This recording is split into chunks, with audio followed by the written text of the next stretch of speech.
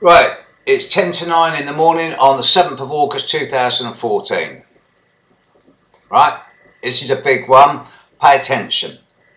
This is something that's caught me unawares. There's going to be a few graphics just to stress the A, importance of this one, and B, the fact that I'm trying to take the mickey and take the piss, and it's a bit light-hearted, but it's also serious as well. So, what you've got is the full moon coming up. I've been talking about this for a few months now, but then for some reason it's been completely off my radar for 3 or 4 weeks. And then last night, Joe turned around to me and said, "Oh, it's that full moon in a few days." And I went, "What full moon?" And they went, "The full moon." Oh, that full moon. Wow. Right.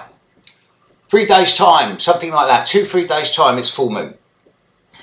It'll be full moon at 18 degrees Aquarius, 18-19 Aquarius. That means that the sun will be at 18 Leo and the moon will be at 18 Aquarius. So it's an Aquarius full moon. Big deal, I hear most of you saying. What's the problem? Well, with my wise hat on, I'm saying, look, it's a nice full moon, not a problem. But there's a big issue here. It's square Saturn. Not only is it square Saturn, it's also in the same degrees as it was during the total eclipse of August 1999, which admittedly is a pet fetish of mine, but it affected so many people. Now, I worked all this out on the walk home last night and the walk in this morning. 1 in 6 of you are going to have either the sun, moon, Mars, ascendant or midheaven within the ranges of 16 to 23 degrees of Scorpio, Leo, Taurus or Aquarius, i.e. 1 in 6 of you have been affected by Saturn big time over this last 8 or 9 months. Now Saturn in Scorpio is moving forward, but this full moon is exactly square Saturn. Saturn is rising on the ascendant in Washington DC and the areas just south of this. So it does seem as if there might be quite some difficulty and some lessons that need to be learned globally. This, incidentally, this full moon also has a very powerful impact in the horoscopes of Israel and Palestine. So there's going to be restructuring by need, if not necessity, over the coming weeks.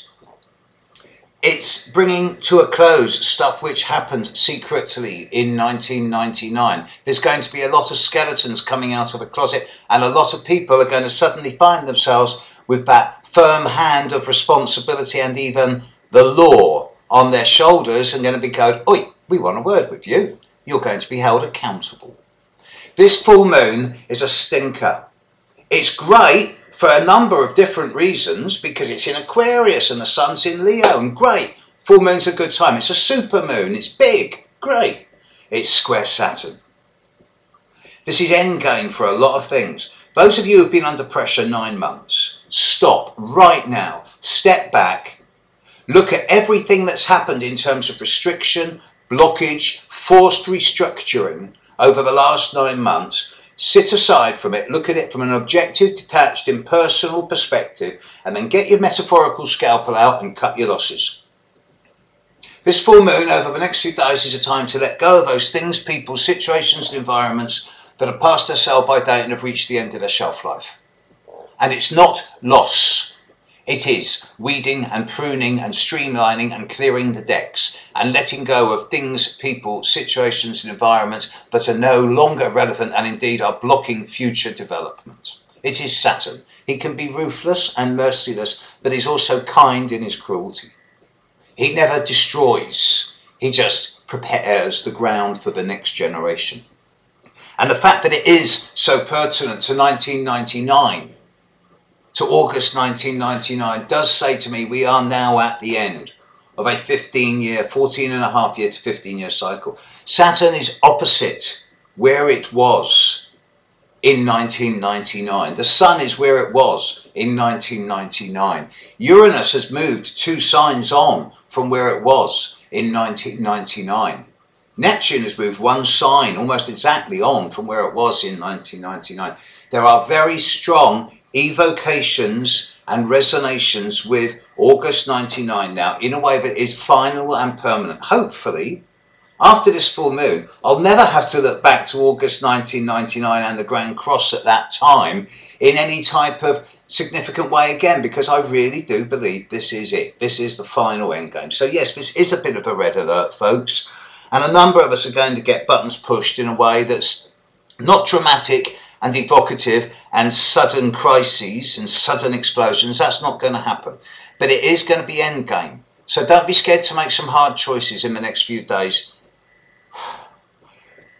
It's not exactly being ruthless, but it is about becoming much more yes, no, black, white with yourself. What's your priorities? Saturn is now saying, look, how can you help anyone else if you're not in good working order yourself? Putting yourself first, even on a full moon, isn't selfishness. It's self-enlightened interest. More on this later. Bye.